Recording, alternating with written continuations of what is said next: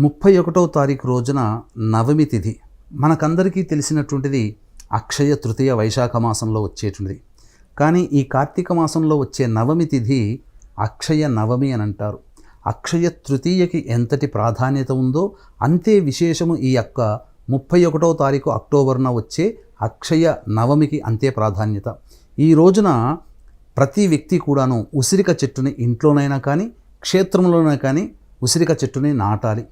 అలాగే ఈ రోజున ఉసిరిక చెట్టు కింద సాలగ్రామ పూజ, శివాభిషేకము జరిపించి సాలగ్రామము, శివలింగము ఎవరైతే సద్బ్రాహ్మణునికి దానం చేసి ఆ బ్రాహ్మణుతో సహా సహభంక్తి భోజనంగా వనభోజనము చేస్తారో వాళ్ళకి వాళ్ళు చేసినటువంటి రహస్యకృత జ్ఞాన అజ్ఞానకృత ఎవరికీ తెలియకుండా చేసినటువంటి దోషములు అన్నీ కూడాను నశించిపోయి వారి యొక్క పుణ్యరాశి పెరుగుతుంది అని చెప్పడంలో ఏమాత్రం సందేహం లేదు.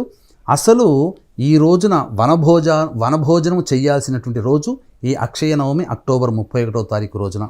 కాబట్టి వీక్షించేటువంటి ప్రేక్షకులు అందరూ కూడా ఈ నియమాన్ని పాటించండి. ఉసిరికని ఈ రోజున దానం చేయండి. జామకాయల్ని కూడా ఈరోజు దానం చేయవచ్చు. అలాగే ఈ యొక్క కార్తీక పౌర్ణమి నవంబర్ 5వ తారీఖు రోజున, నవంబర్ 6వ తారీఖు పద్మక యోగము.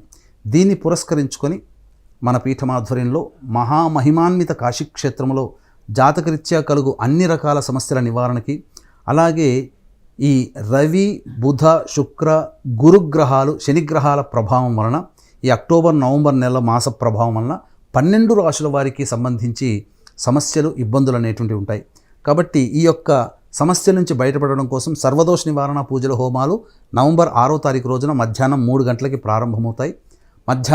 నవంబర్ 6వ తారీఖు మధ్యాహ్నం 2 గంటల లోపల మీ గోత్రనామాలు నమోదు చేసుకోవచ్చు.